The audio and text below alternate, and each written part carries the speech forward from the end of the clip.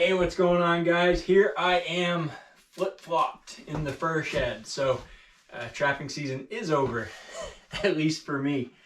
Anyway, today I'm processing some beaver oil sacs that I caught this past season, or oil sacs from beavers that I caught.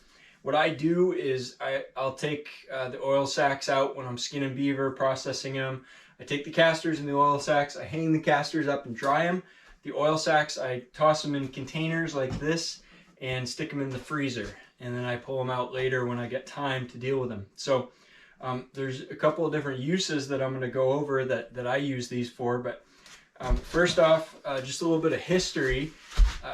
Beaver sac oil has been an attractor to predators for a long time, and trappers have known about this for a couple hundred years.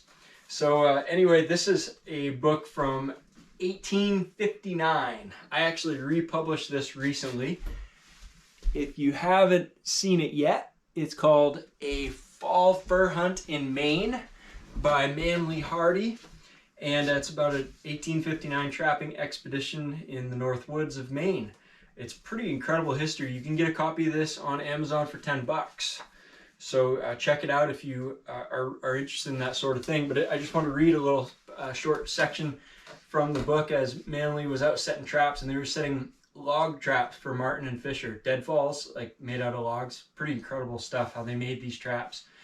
You know, they didn't have much technology back then, and all they had was what they could carry on their backs. There were steel foothold traps, but they couldn't carry too many of them out there on foot. So anyway, they used a lot. They made a lot out of wood. So he says, let's see. He said he was talking about trapping bait. And he said, we also scent all of our traps with the substance which comes from the oil glands of the beaver. We brought in with us some preserved in brandy, but as soon as a beaver is caught, we prefer to use the fresh. We commonly call this beaver castor, but it's not the real castor, as a beaver, besides the sacs which contain the castor, has 2 oil or scent sacs, just as a male muskrat has in the spring. We carry one of these sacs with us. It's full of a thick liquid which looks like very thick cream. To scent the trap, we chew the end of a small stick, thrust it into the scent sac, and place it in the trap. The scent will attract every fur-bearing animal which we have in Maine. I've seen where a wolf went quite a distance out of his course, drawn by the scent, which was at a mink trap. So trappers have known this for a long time. And one of my lures, it's called Predator Plus. I use beaver oil sacs as an ingredient in that lure. And I also use sac oil itself as an ingredient in a different use. And so that Predator Plus has been pretty popular lately. A lot of people are doing well with it and buying it. And so I'm pretty much sold out, and I got to start making some and kind of get ahead. So I got to get my ingredients together. But these are basically the oil sacs with the oil still in them. I just took them out whole and tossed them in. So we've got 2 different things we're dealing with. The actual sac and then the liquid that's inside of the sac. Now, the sac itself and the liquid are both really attractive to predators. And the sac oil, the actual sac has the scent of the oil on it naturally, so it's kind of hard to separate the two to begin with. But the actual sac oil is really popular in beaver trapping, at least here in the Northeast, and I'm sure there's a lot of other places where trappers use it.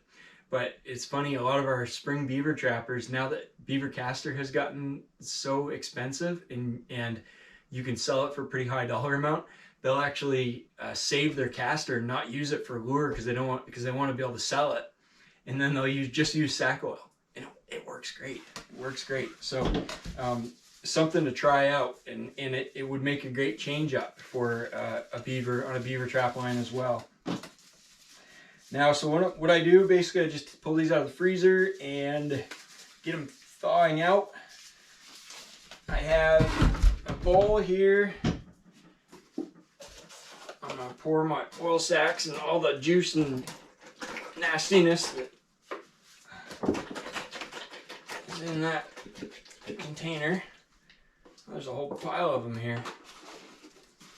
And these were frozen fresh. You're gonna, depending on how long you keep them out, the sacks are gonna get, they're gonna start to taint a little bit and get a smell to them, and you can decide how you want to use that, if you want to preserve them immediately, or if you want to let them get a little scent to them and be maybe a little different type of attractant at a set. All right.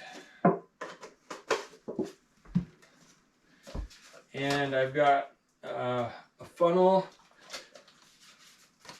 and a jar to put the sack oil in. Got a knife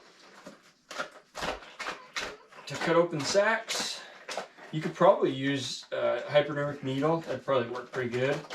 But this works. I'll show you this method. It works pretty good too. Put that out. And behind me I got a blender, and I get some glycerin, which we're going to put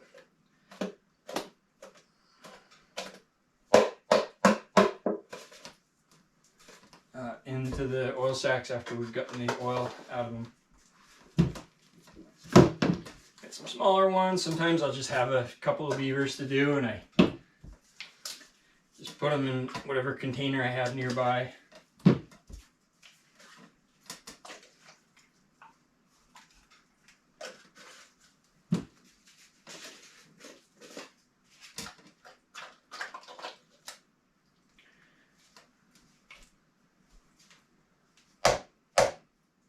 And I have another container. Kind of wanted to keep my gloves a little bit clean for a while. This container is a couple years old. I don't know. Yeah, I'm gonna take a look at those later and make sure they're good before I use them. Okay, so basically pretty simple. What I'm gonna do, I'm gonna take the oil sack, take my sharp knife. There's the top, there's the bottom of it. I'm just gonna puncture a hole near the bottom, and you see that juice dripping out, that brown, liquid, syrupy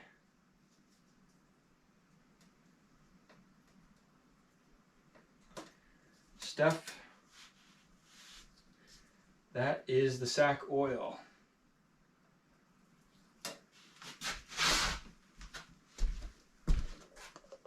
You can see the consistency of it in the bottom of that container. I'll show it a little better later on. I'm just gonna squeeze that out, and you're not gonna get all of it. I get it out until it takes too much effort to squeeze, and I want some left in anyway because it's part of my lure. And I'm gonna stick that in the blender. So I'm gonna drain all these out. I'll probably do this in fast motion and speed up and fast forward so that you don't have to sit here watching this whole thing. But I'm gonna drain all these out, get the sack oil out of them, get them in the blender, blend them up, and then my ground up oil sacks I'm gonna mix in with glycerin and to kind of temporarily preserve them while I prepare the rest of the stuff I need to make that predator lure. All right, I'm gonna keep working.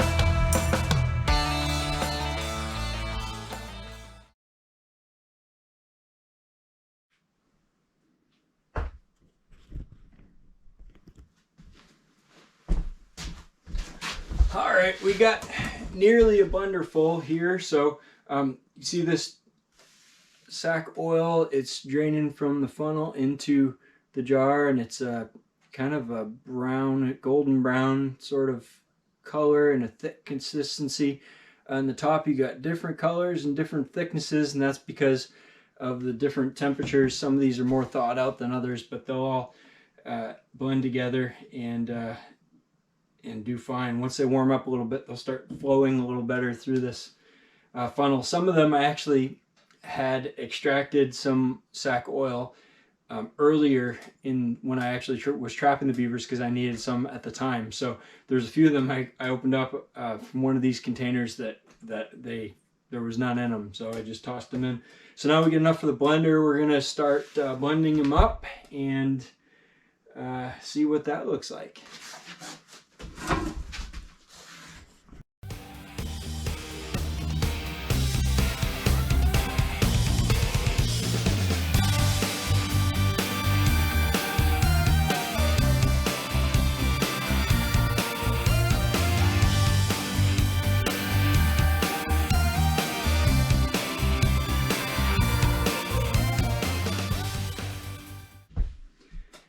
Okay, so grinding up these beaver oil sacs is not an easy process because they're like this skin sort of consistency, and so they're soft and rubbery, and this is an old blender anyway, so it takes quite a bit. But I got them pretty much to where I wanted them. I want them to be incorporated pretty well in the lure.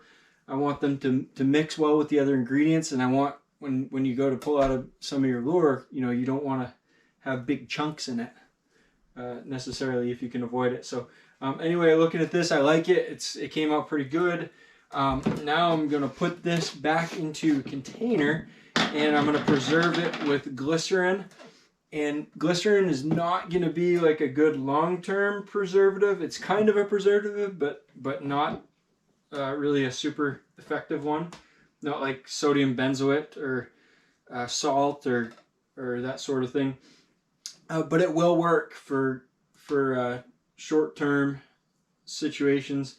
And what I'm going to do is kind of semi-preserve this. I'm going to get it back out in the cold anyway. And when I do mix the final lure, I use sodium benzoate in the other ingredients that will end up preserving the lure.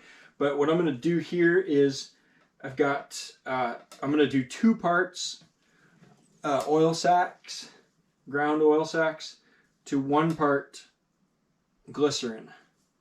So I got 16 ounces here, and actually it looks like we're going to get almost exactly 16 ounces of oil sacs in that blender batch. I didn't do that on purpose, just got lucky.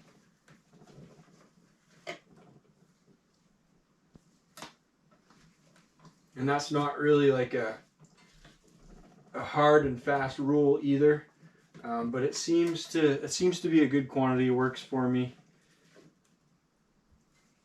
Okay, so we get 16 ounces there. Get that back into our container.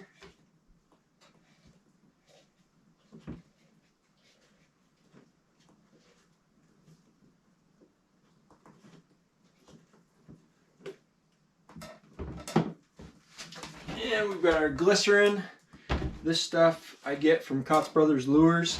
Kotz Bros are a really great supplier if you're looking for any lure making ingredients. They have everything that you could imagine. Best in the trapping business as far as lure making ingredients. And I'm going to get 8 ounces of glycerin.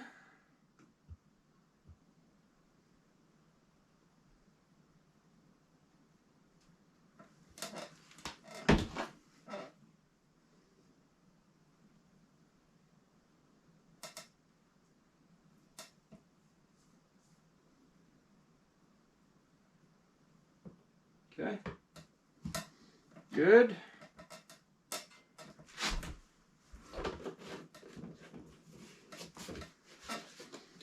Mix that up a little bit.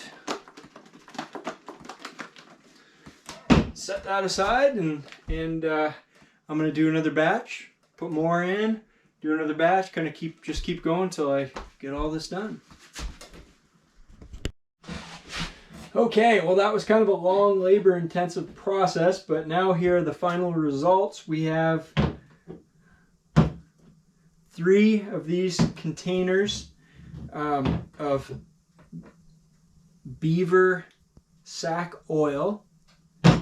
And we've got 3 big containers of oil sacks that are ground up and mixed in with glycerin, ready to make lure. So yeah, that's a process. Hope that was kind of informative for somebody out there. And maybe if you haven't been keeping the oil sacks from the beavers you catch, maybe you'll consider doing so and realize that there are some things you can do with it. All right, guys, catch you in the next video. Thanks.